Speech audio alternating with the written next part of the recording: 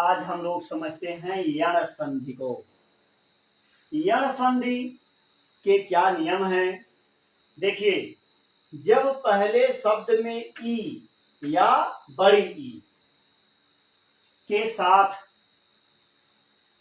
अन्य स्वर मिलता है, पहले शब्द में ई या ई बड़ी ई लिखा हो और उसके साथ दूसरे शब्द का कोई अन्य स्वर मिल जाए तो यह बनता है। क्या बनता है? यह।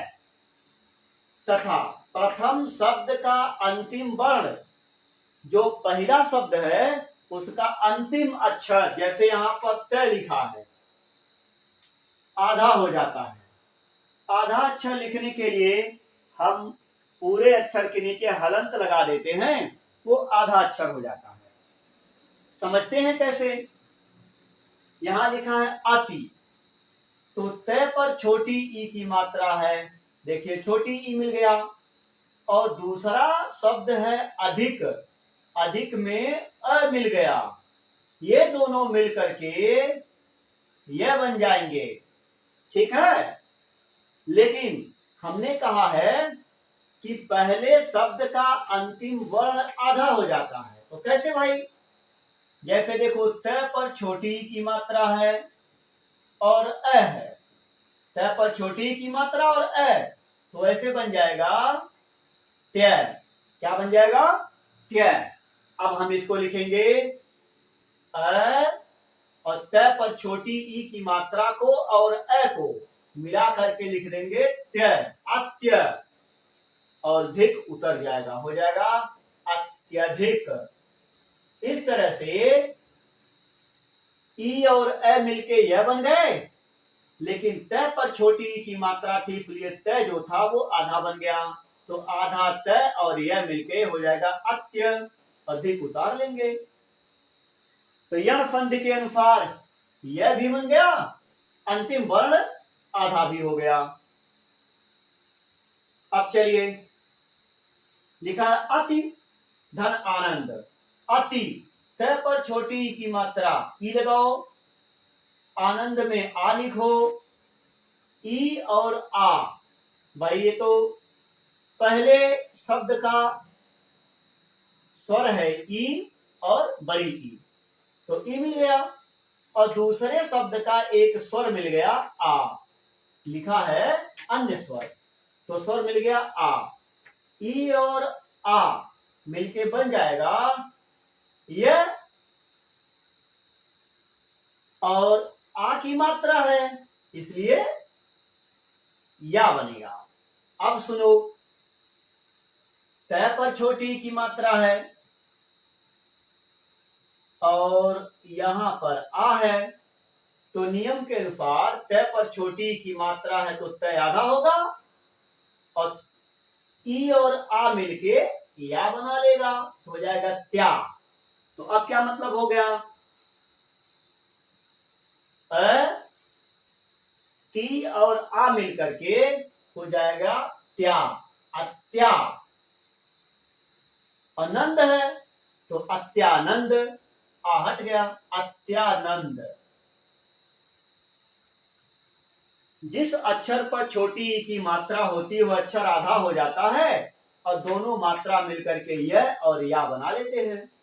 आगे अगर आ की मात्रा है तो यह पर आ की मात्रा लगेगी, और अगर अ है तो खाली यह बन जाएगा। इसी तरह से लिखा है नदी धन आगमन, तो द पर बड़ी ई की मात्रा है और यहां आ है, तो ई और आ मिलकर के या बनाएंगे। क्या बनाएंगे? या। और देखिए, द पर छोटी ई की मात्रा थी और आ था, तो ये हो जाएगा आधा द और या, हो जाएगा नद्या।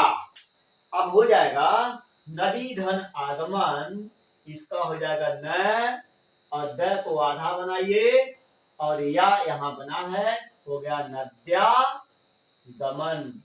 इस तरह से बन गया नद्यागमन। अक्षर आधा भी हो गया और बड़ी ई और आ मिलके या भी बना दिया।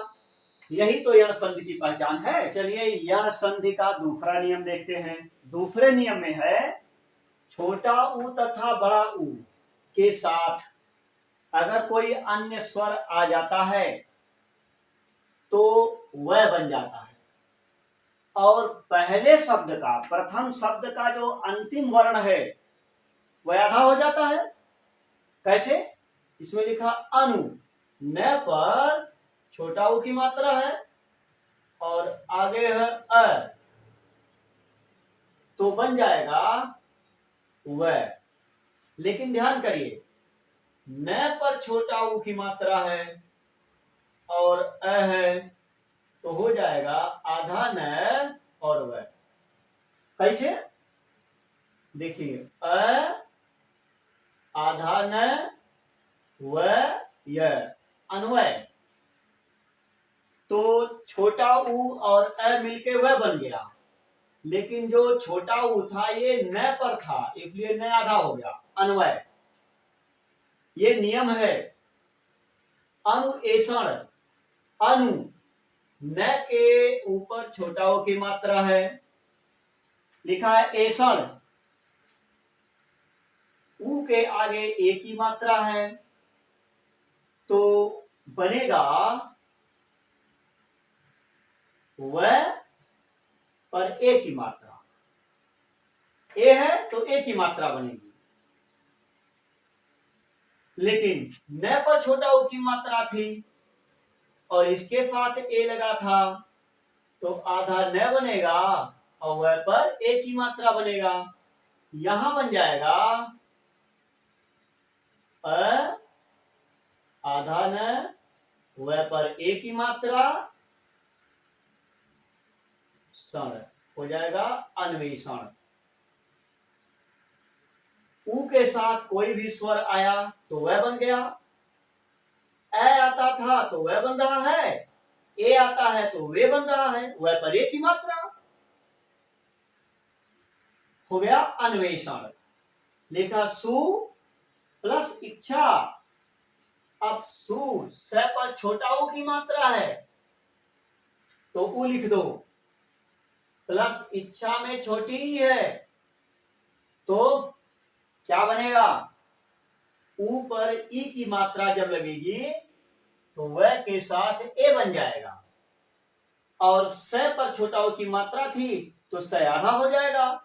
अब हो जाएगा ऐसे, आधा स और वह पर ए की मात्रा स्वे, च और छा तो रहेगा ही, तो हो गया स्वेच्छा। स पर छोटा ऊ की मात्रा थी तो स हो गया आधा, ऊ और ई मिलकर के वे बन गया, हो गया स्वेच्छा। अब लिखा है सु धन आगत। भाई सु पर स पर छोटा ऊ की मात्रा है और आ है, आ आने पर वह बनता है। ध्यान रखिए, अ आया तो वह बना और आ आएगा तो वाह बनेगा। क्या बनेगा? वाह। और स पर छोटा ऊ की मात्रा थी प्लस आ था तो स आधा हो जाएगा, ये हो जाएगा स्वा। तो सुधन आगत को हम लिख लेंगे स्वागत, हो जाएगा स्वागत। इस तरह से हम देख रहे हैं कि ऊ के साथ अ आने पर वह बनता है, ऊ के साथ आ आने पर वा बनता है, और ऊ के साथ ई आने पर या ए आने पर वे बन रहा है। जहां वह बन जाएगा, ध्यान रखिए, ऊ के साथ वह बनेगा, ए और आ में वह पर आ की मात्रा, ई और ए में ए की मात्रा, बनेगा वह मात्रा तो इसके अनुसार बदल जाएगी। और जिस अक्षर पर पहले शब्द के अंतिम अक्षर पर जो मात्रा रहेगी उस मात्रा को अगले स्वर के साथ वह बना लेंगे और अंतिम अक्षर को आधा कर देंगे। न पर छोटा ऊ की मात्रा न आधा, न पर छोटा ऊ की मात्रा न आधा, स पर छोटा ऊ की मात्रा स आधा। यहां भी स पर छोटा की मात्रा स आधा। हम देख रहे हैं कि पहले शब्द का अंतिम अक्षर जिस पर मात्रा लगी है उसको आधा कर दिया जाता है। एक नियम और देखिए, पहले शब्द के अंतिम अक्षर में री की मात्रा लगा हो। क्या लगा हो? री की मात्रा। तो उस री की मात्रा के साथ कोई दूसरा स्वर आ जाए, क्या आ जाए? अन्य स्वर कोई भी, तो र बनता है। र बन जाएगा और जिस तरह की मात्रा रहेगी उसी तरह की मात्रा लग जाएगी। जैसे लिखा पितृ, तो क्या लिखा है? त्रि। अब ध्यान करिए, त्रि धन आ, तय मेरी है तो बन जाएगा ऐसे त्र, और आ की मात्रा हो जाए त्रा, तो क्या हो जाएगा? अब पितृ ने लिख करके ऐसे लिख देंगे पित्रा, तय हो गया, और र पर आ की मात्रा पित्रा देश। थोड़ा कठिन है क्योंकि ग्रामर है, समझने का प्रयास करेंगे तो आएगा। आ की मात्रा था तो र बनाने के बाद आ की मात्रा लगा दिए। इसमें लिखा मातृ, यहां भी त में री है और उ है, तो जब हम त्र बनाएंगे तो इस पे उ है तो छोटा उ की मात्रा लगा देंगे। देखिए जहां लिखा था मातृ, अब हम ऐसे लिखेंगे मात्र और छोटा उ की मात्रा मातृ प्रदेश, तो हो जाएगा मातृपदेश। लिखा मातृ धन इच्छा। अब क्या है? तय मेरी है और छोटी ई है, तो जो हमारा त्र बनेगा इस पर छोटी ई की मात्रा लगा दो, तो हो जाएगा ऐसे मां और त्र बनाकर कैसे मातृ और छ आधा छ हो जाएगा मातृच्छा। क्या हो जाएगा? मातृच्छा।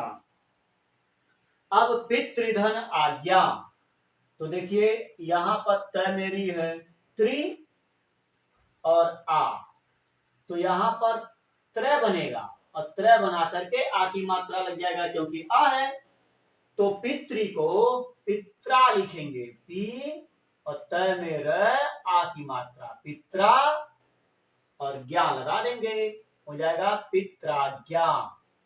पितृधन आज्ञा को पित्राज्ञा। समझिएगा, री को र बनाते हैं और पहले को आधा कर देते हैं, तभी तो त मेरे आ गया, हो गया पित्राज्ञा। मातृच्छा, तो त में र बन गया, त आधा हो गया, र हो गया। इस तरह से यण संधि को हम समझ सकते हैं। और यण संधि के नियम को यदि आप समझ जाते हैं तो कहीं भी कोई शब्द दिया रहेगा, आप उस शब्द को पहले तोड़ेंगे, संधि करेंगे, फिर देखेंगे किस नियम के आधार पर ये बन रहा है। अगर आपको नियम पता है तो आप पहचान जाओगे कि यह यण संधि है कि दीर्घ संधि है, गुण संधि है कि वृद्धि संधि है कि अयादि संधि है। बहुत सी संधियां हैं लेकिन सभी संधियों का अपना अलग अलग नियम है। तो आज के वीडियो में हम लोगों ने पढ़ा यण संधि, और यण संधि को कुछ उदाहरण के माध्यम से भी हम लोगों ने समझा।